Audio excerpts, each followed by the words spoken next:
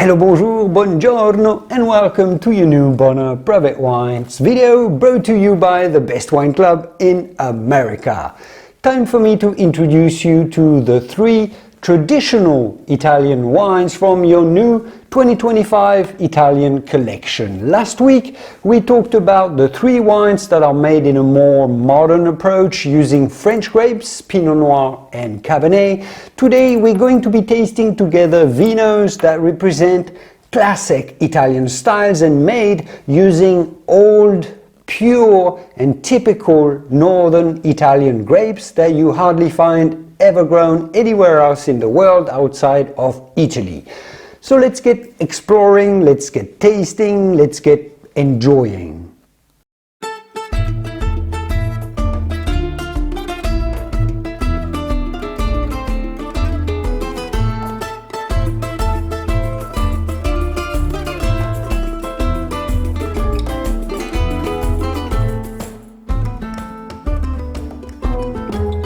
For today's travels, rather than hopping from one Italian region to the next and going quite fast, flying from one region to the next when we try different wines from different regions, as we did last week, for example, and as we often do on this channel, today we're going to stay around the same area and only take small local roads, visiting small resident wineries in different villages, taste their wines and meet the owners. So our first stop is a village with a very interesting wine story. We are in the hills of northern Italy, famous for producing some of the best wines in the world, a little south of Turin and Milan, generally in the Piedmont region, between the famous wine towns of Asti and Alba, and stopping by this locale called Nizza Monferrato. If you've ever explored the wines of this part of Italy or studied them formally like I did or like sommeliers do, you would have heard that here they make most of their wines from the very serious and the finest wines from the Nebbiolo grape, like the Barolos and the Barbarescos, which our next 2 wines are made from. And they make a simpler, fruitier wine from another grape called Barbera.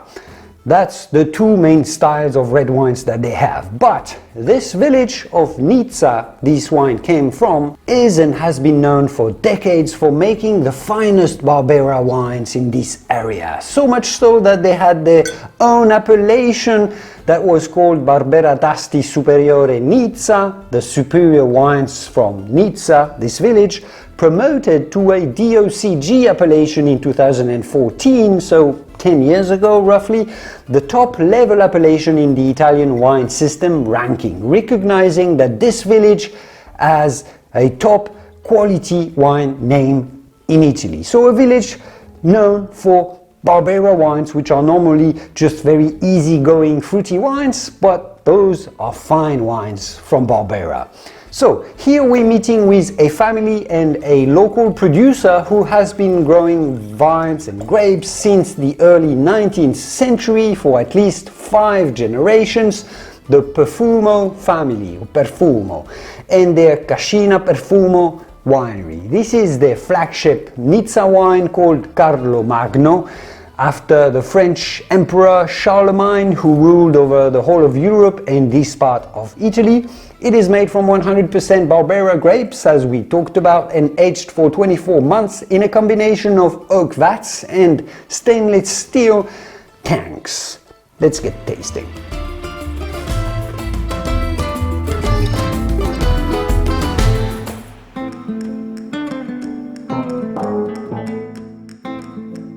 Wow, and we do have a wine with a really deep, dark red color, really quite intense to look at for a wine from northern Italy.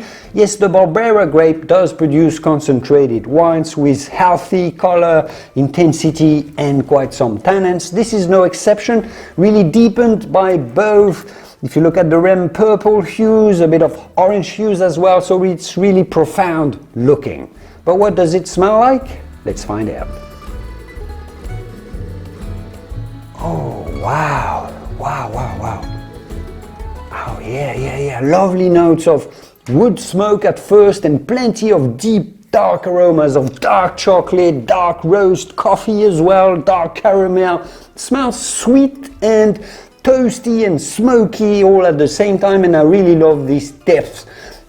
It's very lifted and spicy as well, black ground pepper, some green pepper, it's a little herbal too, while the fruit character is provided with notes of cooked apple, like an apple crumble as well, strawberry jelly. So just a lovely, tempting, spicy, fruity, generous wine. To smell at least. Let's taste.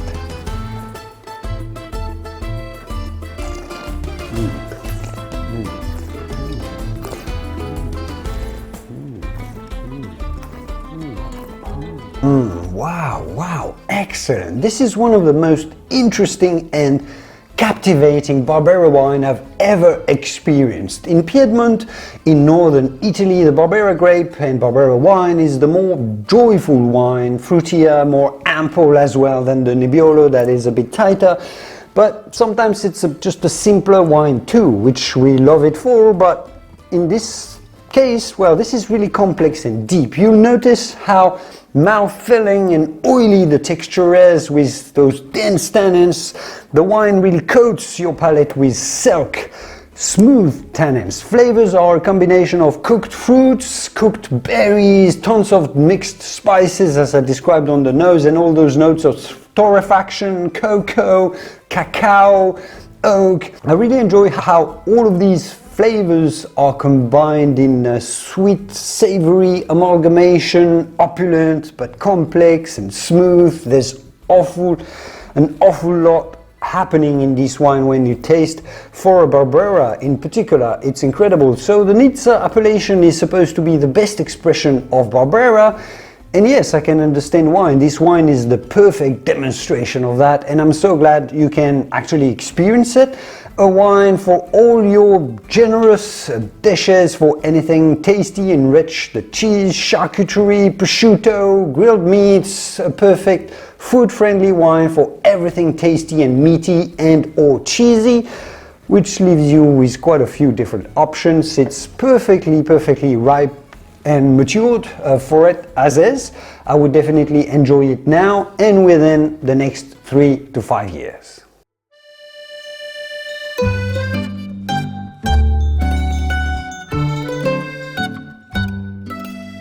And let's now travel about 13 miles. You see, we're not traveling very far today through the hilly vineyards of Piedmont to the next village called Castagnole delle Lance, and we're meeting with Giuseppe in his underground cellar built by his ancestors in the late 1700s. Giuseppe has been making wine himself since the end of the 1980s, while before his family was making wine but selling it in bulk, he started bottling his own wine under his own winery name called Cascina Galarin. Cascina, if you're wondering, means winery essentially, or cellar. He focuses on organic viticulture that he believes allows for the most genuine expression of the local terroir. No herbicides, no pesticides are used. All his vineyards are of old vines and they use as little sulfites as possible for bottling for the purest expression of the fruit and the wine. The rooster on the label is a bit of the symbol of the winery and the family, inspired by an ancient wood carving that his family had crafted and that decorated the old wooden door of that very ancient cellar. So this wine is called Crocevia wine. It's a special cuvée made from 100% Nebbiolo grape under the Monferrato Superiore appellation. Understand the superior quality wine from a single vineyard near the village of Monferrato, fermented in small wooden vats and aged for 20 months in large oak casks. Whew, what a program.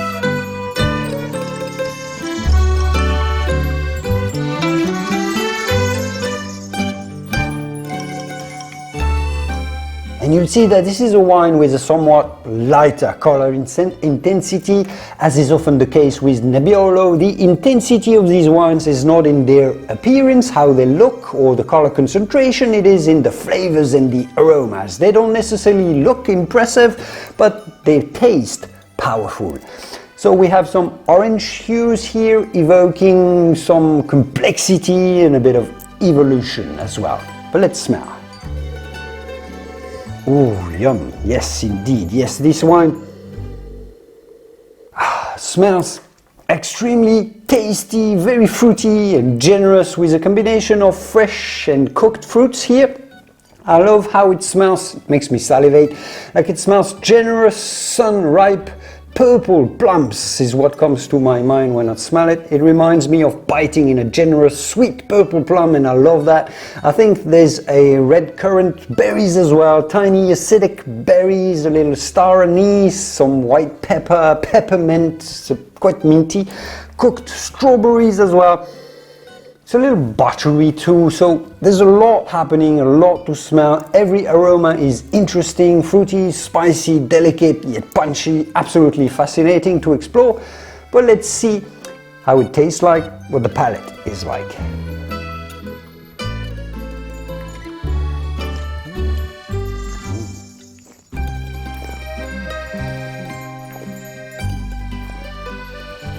Oh, and it's certainly also really interesting to taste. And you see, when I was saying don't judge a Nebbiolo by its cover, by the way it looks thin and light and good. You could see it that way, but you can taste this is powerful stuff. Well, you will experience that for yourself when you taste it. Despite the understated color, this Nebbiolo explodes literally with flavors in your mouth. Very punchy acidity, plenty of dense and grapey tannins. It impresses strongly.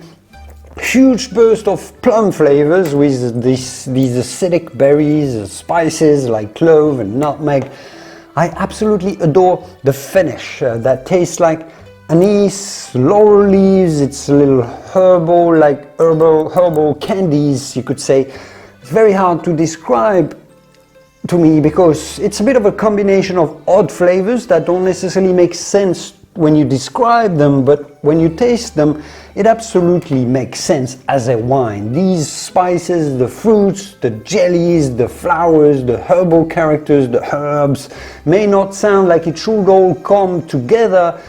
It's a bit of a potpourri of flavors, but when you actually taste the wine, well, it certainly works extraordinarily well together. And this, to me, demonstrates the magic of wine, how only wine can have this sort of very varied and impossible to combine flavors, but when it's in a wine, it tastes excellent. So this is also why Nebbiolo grape is revered in the world of wine by wine connoisseurs, and I would say it's very Italian the way these states Italian wines provide this very food-friendly, salivating, sweet, savory combination of flavors. The good, savory, sweet, tempting, salivating Italian wines are incredible, complex, powerful, very long, a very versatile wine style. This is as well for everything: tomato mozzarella salad, grilled meats, the cheese platter, entrees, white fish wouldn't bother me at all. I think it'd go quite well. Anything you can imagine, it can pair with it, I'd say. I love how it tastes now, certainly one that you can have now, absolutely, but it's also built to age with all this acidity and concentration. 10-15 years from now, it'll be even deeper, even better. You can enjoy this for the many years to come.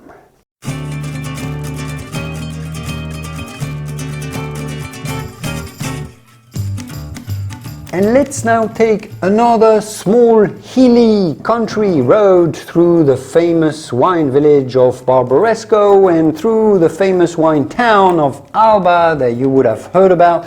But we're continuing driving for 16 miles in total, this time to the most famous of all wine villages in northern Italy, if not the entire country, the village of Barolo, famous for making the finest wines from our beloved Nebbiolo grape. You've had Barolos before in previous Italian wine collections from previous years from the club, so you know it is the Burgundy of Italian wine, but bigger, a bit bigger than Burgundy, but it has this finesse, profound, complex, concentrated, yet lively. This is made by Virna Borgognot, a woman who the legend says was the first Italian woman to be qualified as a winemaker and obtained a degree in enology and winemaking techniques in Italy, a descendant of a family of winemakers that is really renowned for generations in Barolo, the Borgognot family. It's made using the classic traditional Italian winemaking process, pure Barolo expression of classic Italian high-end wine style. Let's see what this wine has to tell us.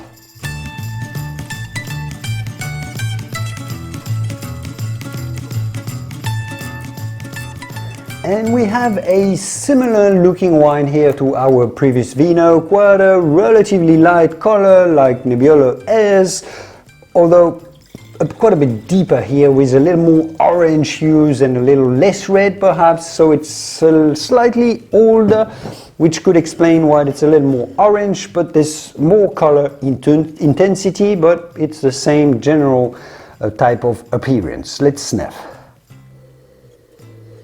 Oof, wow, okay, yeah, and this is, wow. Yes, indeed, this is great, because despite being the exact same grape used to make this wine, Nebbiolo, in the same area of Italy, just a different village, but with only a little sniff, those wines should be very, very similar. With only a little sniff, you can tell it's going to be a completely different wine. It smells entirely different, and that's another joy of wine tasting, how diverse wine becomes with terroir, with soil, with climate, with exposure, one side of the hill or the next. This Barolo smells to me incredibly deep and powerful, and I found the previous wine already extremely intense and punchy to smell, but this is next level. So imposing, dark chocolate, dark blackberry, dark aromas, extremely ripe berry fruits, coffee, toffee, caramel, warm notes of tar, which is the signature of Nebbiolo. Smells a bit like bitumen. Just on the background, it gives it this very specific signature from Nebbiolo. So again, a lot happening here on the nose, but it smells solid and imposing, and really punchy and fruity and powerful. But let's get tasting. I can't wait.